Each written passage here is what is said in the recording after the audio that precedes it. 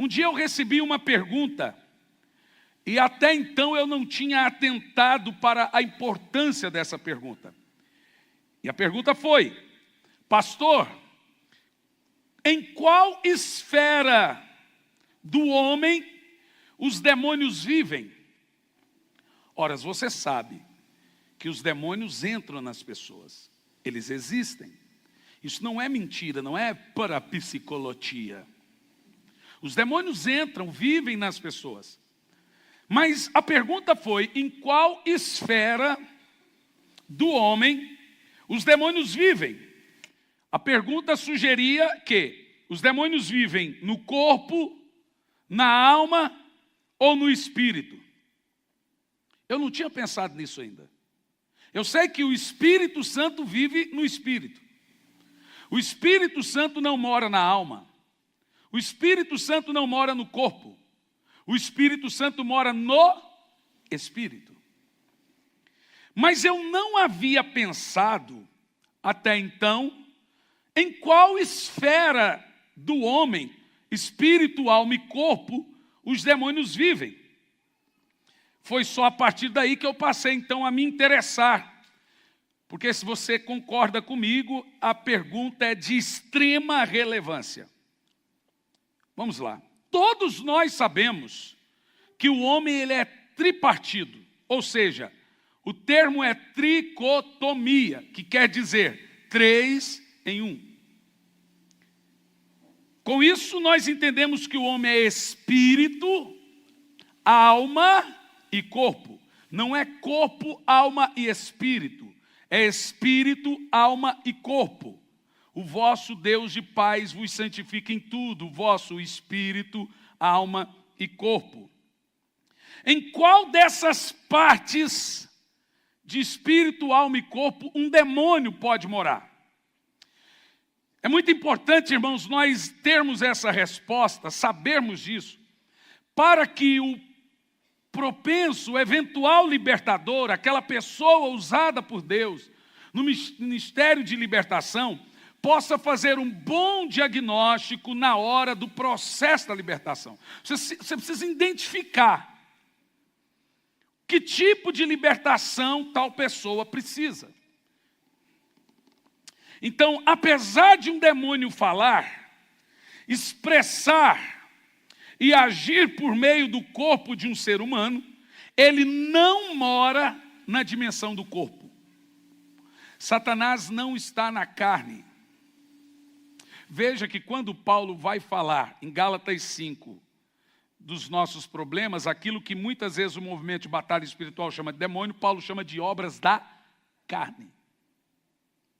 O que mora na sua carne é seu pecado. É os desejos incontroláveis. Satanás não age, ele age através da sua carne, mas ele não mora no seu corpo. Ele pode falar, agir, manusear por meio do corpo, mas ele não mora na dimensão do corpo, pelo simples fato de ele ser um espírito. Mas aí também surge a pergunta: se ele é espírito, ele mora no espírito, porque o Espírito Santo mora no espírito? Também não. Se ele não mora no corpo, e ele não mora no espírito, aonde um demônio poderia viver? Na alma. Aonde um demônio pode viver é na dimensão da alma. Ah, pastor, então agora está fácil. Ficou muito fácil lidar com os problemas espirituais das pessoas. Por isso que boa parte dos problemas emocionais são também problemas espirituais, que começa com desencadeamento. Por isso que um problema espiritual pode estar ligado a uma amargura e etc. Falta de perdão e outras coisas mais. Então, pastor, se um demônio mora na dimensão da alma, fica fácil. É só expulsar o demônio. Sai demônio da alma da pessoa. Bom, mas não é tão fácil assim, meus irmãos, porque a alma, por incrível que pareça, ela não tem só um mundo. Observe o seguinte: O corpo, ele ocupa tempo e espaço. Ele tem um mundo. O espírito não ocupa tempo e espaço, mas ele tem um mundo. Apesar de ambos, espírito, alma e corpo, morarem no seu corpo, a Bíblia diz que eles são distintos. Por isso que o escritor de Hebreus diz que a palavra de Deus é penetrante, eficaz para separar juntas e medulas e espírito e alma. Então veja que espírito, alma e corpo são separados, de tal forma que a alma é inimiga do espírito. Você sabe disso. Paulo diz que brigam entre si, para que inclinar um ao outro para fazer o que deseja. O seu espírito, ele está inclinado a Deus. A palavra inclinar na Bíblia é predisposição a Deus. Ou seja, a alma, ela tem uma predisposição. E o corpo, o espírito e a carne são inimigos. E o troféu dessa guerra é a alma. O espírito quer inclinar a alma e a carne quer inclinar a alma. Você entendeu o que eu disse? Então, o que nós temos que saber para identificar os nossos problemas? Sejam eles espirituais ou sejam eles emocionais. Identificar os mundos da alma. No domingo passado eu trouxe uma mensagem que te ajuda muito nesse ponto. Durante a semana essa mensagem vai ao ar no canal do YouTube. Eu gostaria que você revisse ela. Domingo de manhã eu vou dar ela escrito para todo mundo, como foi prometido. E uma das coisas que foi falado no domingo passado é sobre inteligência emocional. A emoção é uma coisa interessante, irmão. Você perceba que o coração nasceu antes do cérebro. Antes do cérebro existir, o coração batia. Mas depois que o cérebro foi formado, ele passou a controlar as batidas. Isso nos ensina que a razão e emoção devem ter equilíbrio. Foi falado então no domingo pela manhã que inteligência emocional é a razão e a emoção trabalharem juntos. Não é só ser emocional, nem apenas ser racional. É ter razão e emoção cooperando. Não é fácil entender aonde tem um problema emocional, se é emocional ou é espiritual, por causa dos mundos que a alma possui. E por que nós sabemos que a alma possui outros mundos? Porque nem sempre, quando aparece a palavra alma na Bíblia, é o mesmo significado. A palavra alma está na Bíblia em todos os livros. Mas várias vezes que aparece a palavra alma, é com um significado diferente. Por exemplo, todos os estudiosos versados na Torá acreditam que existem pelo menos 4 mundos na dimensão da alma. Todos os profetas acreditavam nisso, todos os fariseus acreditavam nisso, todos estudiosos da Torá, por causa da palavra contendo no significado quando aparecia a palavra alma.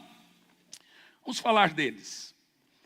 Primeiro mundo que se encontra na Bíblia Sagrada, a palavra alma. Então, às vezes, quando você encontra a palavra alma na Bíblia, a palavra hebraica que está ali é nefesh. O que significa nefesh? Mundo da ação, alma. Ou seja, nefesh é por várias vezes encontrada na Bíblia para referir-se à palavra alma. Por exemplo, a palavra espírito é ruach. A palavra alma é nefesh. Uma das palavras. E o que significa nefesh? Nefesh é o mundo da alma conectado com o mundo físico. Nefesh é a parte da alma que tem conexão com a consciência.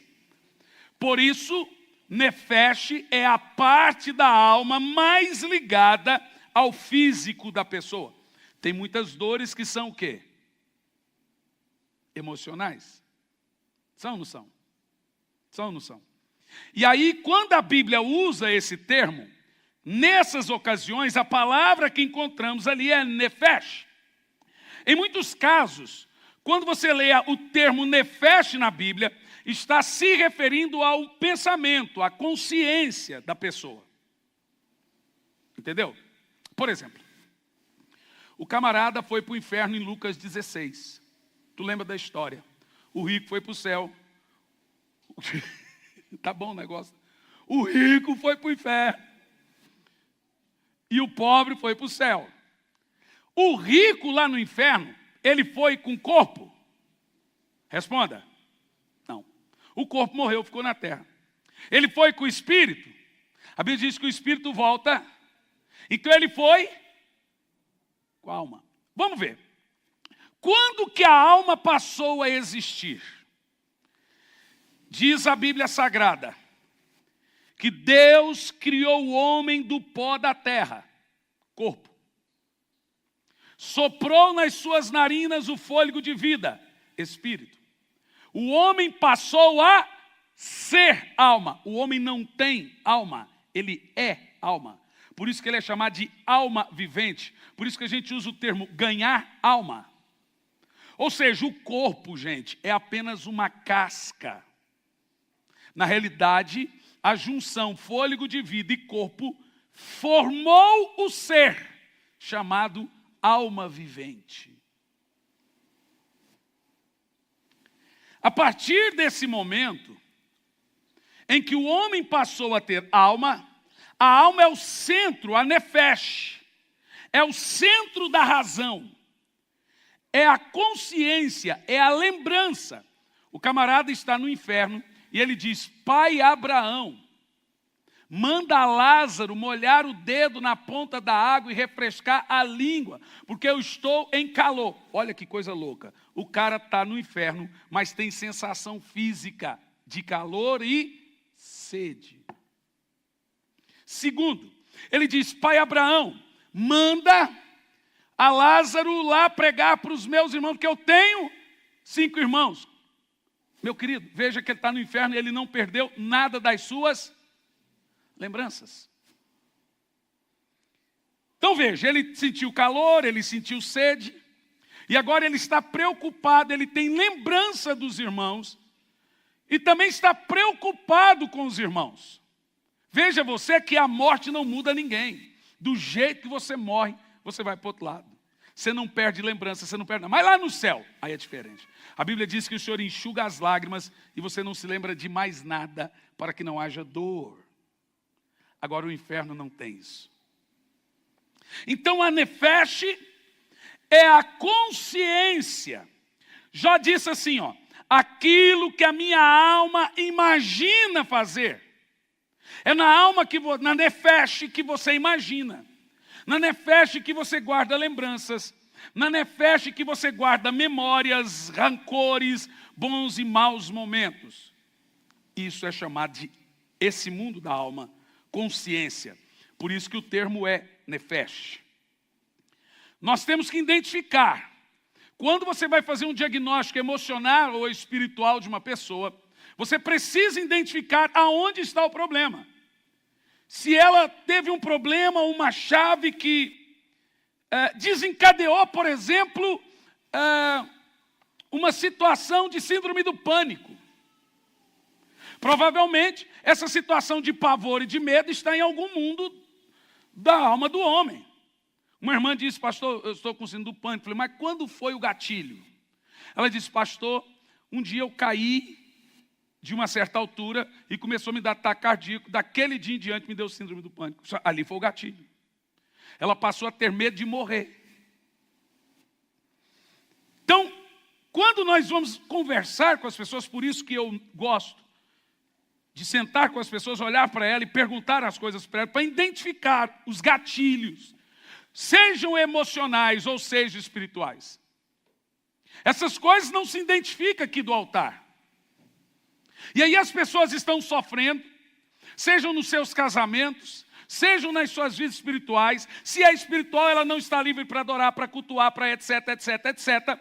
Porque ela tem gatilhos, ela tem travamentos, que Paulo chamou de fortalezas na mente. Aí nós temos o segundo termo para o segundo mundo da alma. Neshama. O que é Neshama? Quando a Bíblia usa esse termo Neshama para a alma, é o mundo da criação, da emanação. Ou seja, por várias vezes, nós encontramos também essa definição quando lemos o termo alma. Neshama, olha que coisa interessante, é o mundo da alma responsável à criação. Então, quando um demônio está agindo nessa parte da alma do homem, ele vai levar ele para quê? Para criar pornografia, filmes demoníacos, músicas demoníacas e etc. Por quê? Essa parte da alma dele é onde está sofrendo uma influência demoníaca. Então, por exemplo, na primeira parte, o nefesh, quando um demônio está influenciando uma pessoa, todo o lado emocional dele é comprometido. Lembranças, rancor, mágoa e etc, etc, etc, etc. Ele tem sofismas na mente dele. Ele fica rememorizando os piores momentos da vida dele, porque ele está sofrendo uma influência. Percebe? Quem está entendendo o que eu estou dizendo? Então, Neshama é o nível da alma associado à inspiração. Uma cantora secular aí muito boa pronunciou em rede nacional que todas as músicas dela parecem um gnomo e dá música para ela. Então, se ela tem essa influência de inspiração, aonde ela está tendo? Na parte da alma dela inspirativa, que a Bíblia chama de Neshama. Veja você que a alma tem vários mundos. Quem está entendendo aí? Nesse mundo, é onde o diabo dá filmes, livros, músicas. É também a parte da alma mais vulnerável a anjos ou demônios. É na Neshama. Na Neshama, na sua parte inspirativa também que o Espírito Santo vem. Para lhe dar músicas, para lhe dar livros, para lhe dar projetos e ideias. Quem está entendendo? Guarda aí, porque isso é muito didático e muito prático para você. Neste mundo, o Neshama, olha que coisa interessante. No Nefesh é onde reside a consciência da pessoa. No Neshama é onde reside o caráter de cada pessoa. É onde estão os traços da personalidade.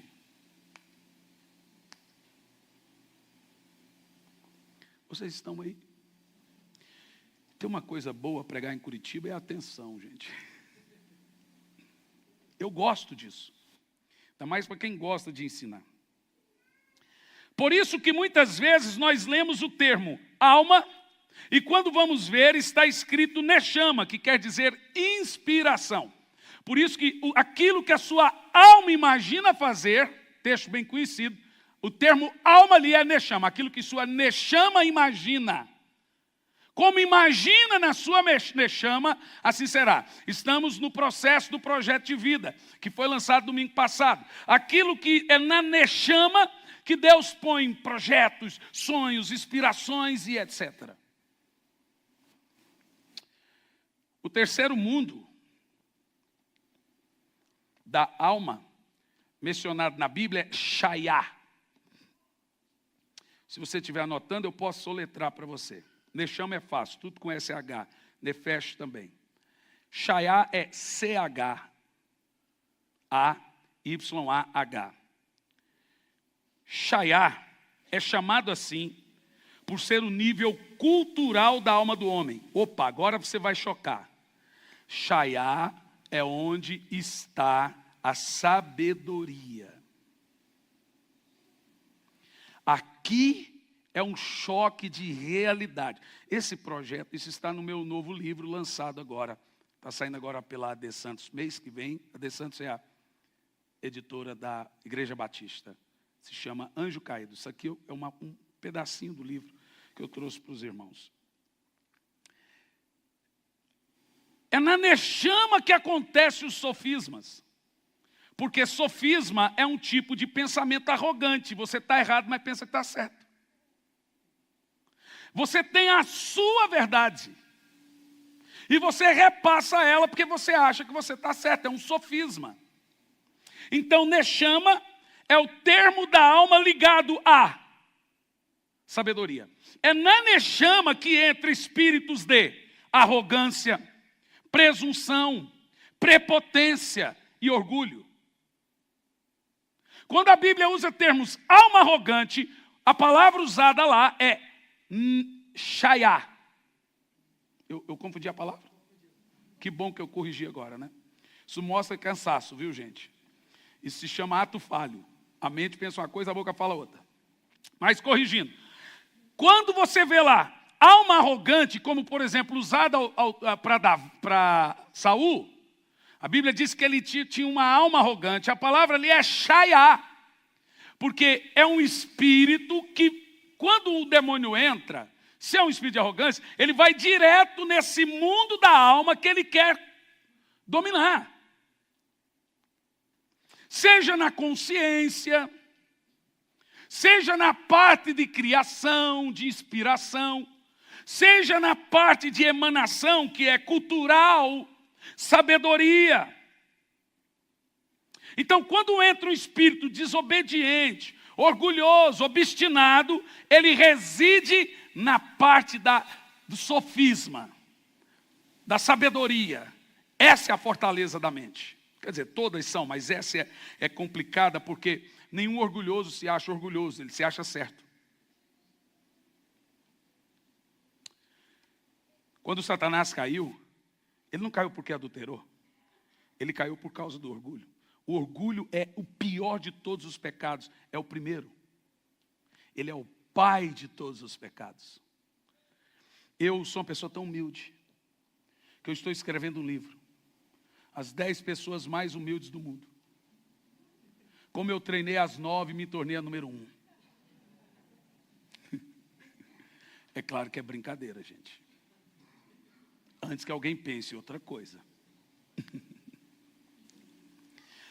Normalmente, a pessoa humilde nunca se sente humilde. E a pessoa orgulhosa nunca se acha orgulhosa. Porque ela tem um sofisma, ela tem uma fortaleza, ela tem razões. E esse é um ponto crucial de ativação de influências demoníacas. Provavelmente é nessa parte da alma dos governantes que os demônios interam.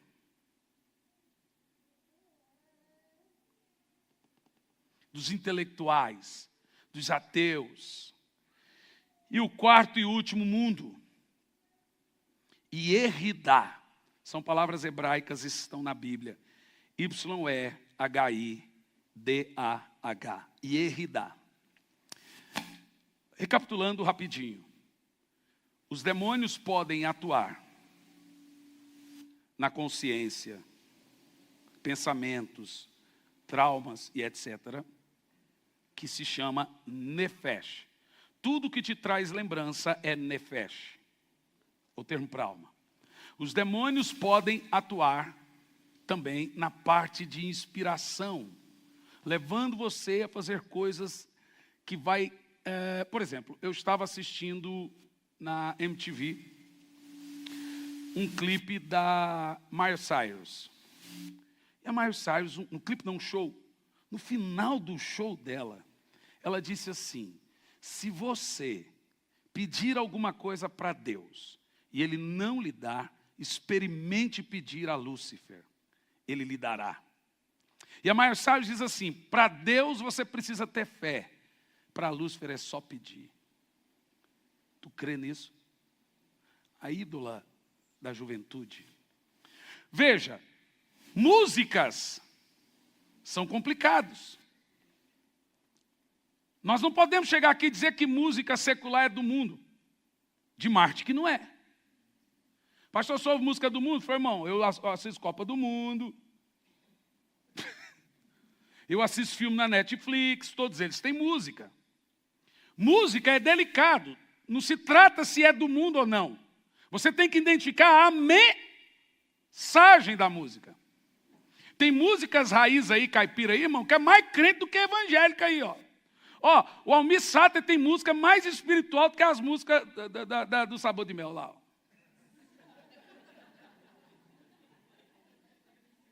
Cara, ando devagar, porque já tive... Não, eu não gosto, porque eu sou bem acelerado, né, mas... Bom, não estou fazendo apologia aqui ao secularismo, eu estou dizendo a você o seguinte. Eu ouvi a Helena Tanuri dizer que o problema da música é que toda inspiração sai da alma. Escuta isso. Toda inspiração sai da alma. E toda inspiração tem alguém que inspirou. O problema da música é porque o cantor fez aquilo. O nome disso é inspiração. É nisso que você tem que tomar cuidado. Não é se é de Deus, se é do diabo. Não existe dó maior de Deus, dó menor do diabo. Ok? Não, essa música é de Deus. Não existe. Música, é dó maior. O problema é a inspiração. Você tem que ter maturidade, porque a inspiração vem da alma. E a alma foi inspirada.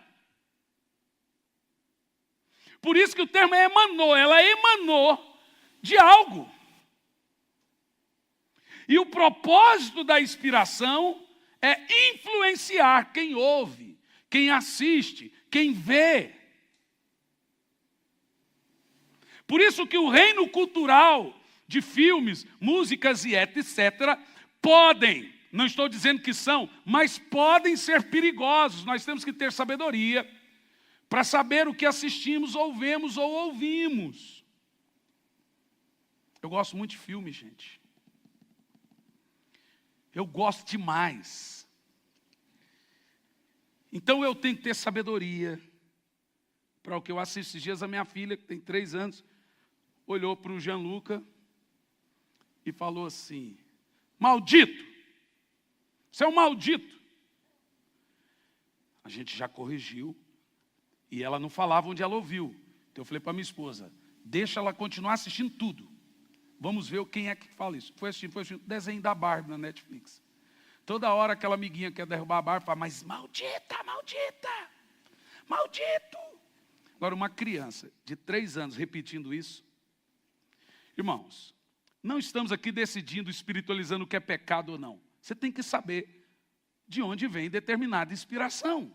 Qual é o propósito de determinada inspiração. Mas se você quiser também deixar aqui, ninguém é proibido a nada. Que você pode até ir para o inferno se você quiser, ninguém vai te impedir.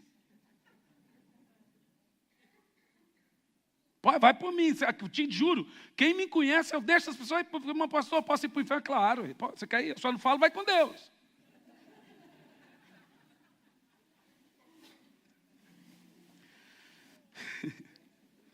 E Derrida. Agora escuta isso que é sinistro. E Derrida é o mundo da vontade.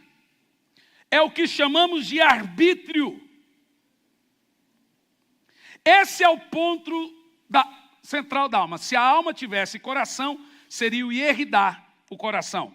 Ou seja, os demônios entram no ponto da Derrida, da volutividade, da vontade, para corromper os desejos e a vontade de uma pessoa para inclinar a fazer o que ele quer. Se o diabo corromper sua vontade, ele manda em você. Porque uma pessoa pode escolher aonde beber, ela só não pode escolher se ela bebe ou não, se ela for viciada. Ela é escrava do vício. Percebeu? Ou seja, é na Derrida que os demônios entram, e esse ponto eles corrompem a volutividade, a vontade. Ou seja, Derrida, meus queridos, é o maior elo com Deus. É também na Derrida, na sua parte da vontade, que o Espírito Santo mais trabalha. É na Derrida que é produzido o desejo de orar. voltando à mensagem da quarta passada. Agora, por que 80% das guerras acontece nessa parte da nossa alma? Por causa da inclinação. Se mudarem o seu arbítrio, muda você. Quando você muda o pensamento de uma pessoa, a vontade de uma pessoa, chama isso de quê? Manipulação. Os coaches chamam isso de PNL, Programação Neurolinguística. O que faz uma programação neurolinguística? Eles estão reprogramando o seu cérebro, sua vontade, seu jeito de fazer, através de comandos, com perguntas exatas para obter respostas certas. Então, Yehidá é o ponto da alma em que Satanás quer lhe escravizar, ou Deus quer você livre para adorar, e Ele quer que queiramos servir, irmão. Deus não quer que você ore, Deus quer que você queira orar. Deus não é um monstro. Deus não quer que você venha para a igreja, Ele quer que você queira vir para a igreja. Então o que Satanás faz? Ele escraviza sua Yehidá, sua vontade, seus desejos. É a parte da alma, então, onde entram os espíritos de vícios, prisões, fobias e doenças psicossomáticas. Como uma delas, síndrome do pânico. Elas podem ser patológicas? Claro, eu acredito que em grande parte são. Mas muitas são espirituais também. E nós somos uma igreja e não um consultório psicológico. Nós aqui falamos de coisas espirituais. Diga amém. Quando nós conversamos com pessoas e começamos a identificar os seus problemas, ou espirituais ou emocionais, primeiro não identificamos se é espiritual ou emocional. Mas quem conhece os mundos da alma, basta olhar para uma pessoa e saber se o problema dela é emocional ou espiritual. Até o jeito de olhar muda, gente. Porque os olhos são... Isso não está na Bíblia, mas é uma verdade absoluta. Olhe no olho da pessoa, você vai ver os 4 mundos da alma dela. Quando você começa a conversar com as pessoas, você vai ver se ela é orgulhosa, se ela é arrogante, se ela tem mágoa, se ela não perdoa, se ela é boa de coração, se ela é criativa. Você vai ver qual é o problema dela. Se ela está presa a uma fortaleza na mente, o que nós temos que fazer? Conversar, identificar. Sugere-se que um homem de Deus, ou um médico, ou qualquer pessoa, ele faz 3 coisas por alguém. Primeiro, identifica o problema. Segundo, isola o problema. Terceiro, trata o problema. Quando você me procura, quem já está me procurando sabe que eu faço essas 3 coisas. Vou saber o problema. Depois, vamos isolar o problema. Depois, vamos tratar o problema. E essas coisas são feitas quando identificamos essas situações espirituais. É muito eficiente, meus irmãos, saber em qual mundo da alma de uma pessoa está agindo um problema, seja ele emocional patológico ou seja espiritual. Como que você vai ajudar uma pessoa sem saber onde foi atirado ou disparado o gatilho? Nós precisamos, em primeiro lugar, nos abrir. Ninguém vence, consegue chegar, triunfar sozinho. Por isso que você precisa de um homem de Deus. O homem de Deus vai saber se o seu problema é emocional, patológico, ele vai te mandar para um psicólogo. Mas se for espiritual, é com ele mesmo. Porque boa parte dos nossos problemas são tratáveis, irmãos. Sabe, eu disse domingo passado pela manhã e vou dizer de novo. O seu melhor momento pode se repetir de novo. Basta você identificar o que eu estava fazendo quando vivia esse melhor momento. Isso. Como eu agia quando vivia esse melhor momento. Isso. Faça de novo. O que importa não é o momento que você viveu. É o que levou você a viver aquele melhor momento. O que importa para você. Quais foram as atitudes que você tomou? O que você fez para viver aquele melhor momento que você viveu na sua vida? Ele pode se repetir. E eu concluo aqui, falando das duas partes do homem. O homem existe, ele subsiste e ele está em duas partes. Agora não é o espírito, alma e corpo. Agora são as duas partes, material e espiritual. As duas partes são real. Ele, o homem, está na atmosfera do espírito e na atmosfera do corpo. Olha o que Paulo diz. Posição e condição. Atmosfera do espírito e do corpo. Qual é a sua condição? Sou nova criatura. É quem você é hoje. É a sua condição diante de Deus. Quem é nova criatura? Diz, eu sou a justiça de Deus. Diz, essa é a minha condição. Quando Deus olha para você, Ele te vê quem? Como? Nasci de novo. Essa é a sua condição. Qual é a sua posição? É diferente da sua condição. Paulo diz que nós estamos assentados nas regiões celestiais com Cristo, reinando em vida. Viu? Você não está aqui. A sua matéria está aqui, mas sua parte espiritual está assentado nas regiões espirituais, reinando com Cristo. Com isso eu estou dizendo que a sua parte espiritual tem autoridades, e elas vêm pelo nome de Jesus e o sangue de Jesus. Com isso mencionei agora que são duas armas poderosas que Deus dá a você. Uma de ataque e uma de defesa. O sangue de Jesus é arma de defesa. O nome de Jesus é arma de ataque. Com o sangue você se protege, com o nome você ataca. Satanás, eu vou contra ti, em nome do Senhor dos Exércitos. Quando Satanás vem, a Bíblia diz que nós o vencemos pelo sangue. Quando você vai em nome de Jesus contra ele. Em meu nome expulsarão demônios. Deixa-me te dizer, Satanás é poderoso, ele é. Satanás é malvado, ele é. Mas ele nada pode contra você. Porque nenhuma maldição vem sobre a sua casa. Porque nenhum mal vem sobre a sua casa. 1000 cairão ao teu lado, 10.000 à tua direita. Mas você não será atingido. Virão por 7 caminhos fugirão. Satanás não pode tocar naquele que está debaixo do sangue. Aprenda um hábito. Eu não durmo, ou eu a minha esposa, sem ir nos meus filhos falar, Senhor, cubra-os com o seu sangue. Diz, com o sangue eu me defendo, com o nome eu ataco. São duas armas de defesa. E essas duas armas de defesa são as quais Paulo mencionou. Não são carnais, mas são poderosas em Deus para demolir fortalezas. Como que um libertador faz? Ele vai identificar. E agora, em nome de Jesus, ele vai armar uma guerra contra essa fortaleza que está na vida de uma pessoa. Posso dizer uma coisa? Sua família será salva. Boa parte de vocês terá a sua casa salva ainda esse ano.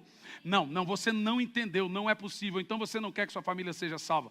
Eu vou dizer, estou dizendo que boa parte de vocês terá a sua casa salva ainda este ano. E eu digo isso em nome de Jesus Cristo. Aleluia. Jean.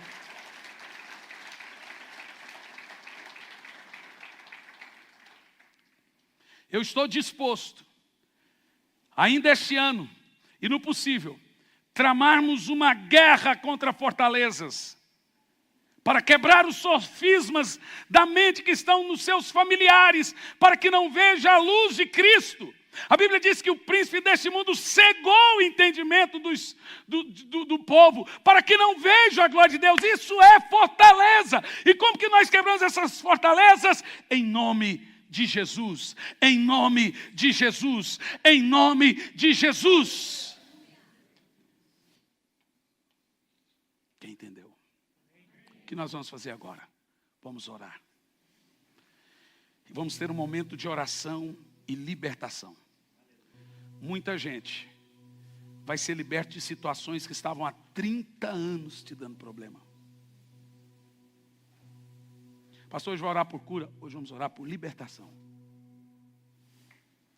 Sabe aquilo que está prendendo sua vida financeira? Pastor, não vai, pastor. Se eu montar uma fábrica de chapéu, nasce todo mundo sem cabeça, pastor. Tudo dá errado na minha vida. Nós estamos aqui e o papel da igreja é guerrear com você. Eu quero que você fique em pé. Eu vou orar. Feche os olhos. Diante do que você ouviu, aonde você acha que pode ter uma influência? Aonde você acha que você está tendo problema? Deixa Jesus curar você. Senhor, eu peço o teu sangue nesse lugar. Libertar os cativos e curar os enfermos é um mandamento do Senhor. E nós estamos aqui para orar, para que haja cura e libertação. Olha, ó. Espírito de suicídio, gente. Problemas destrutivos, gente que estão se autodestruindo. Nós desfazemos agora todo mal. Gente, estenda as mãos. Ore por você e por esses irmãos aqui. Solta o braço sobre o corpo, você que está aqui. Nós quebramos agora todo mal. Aquilo que está impedindo esse irmão de vencer. Esse sofisma na mente. Essa fortaleza. Sai agora. Você que está assistindo pela internet, onde você estiver, feche os olhos. Nós oramos por essas pessoas agora. Nós aniquilamos isso que está destruindo a paz, essa briga na família, essa briga no lar. Pai, quantos irmãos aqui precisam de cura, de libertação, nós trazemos agora. Você que está aí no lugar, comece a dizer: há poder no sangue de Jesus. Vai dizendo: há poder no sangue de Jesus na minha casa, há poder no sangue de Jesus na minha vida, há poder no sangue de Jesus nos meus filhos. Libera o sangue de Jesus na sua vida, irmão.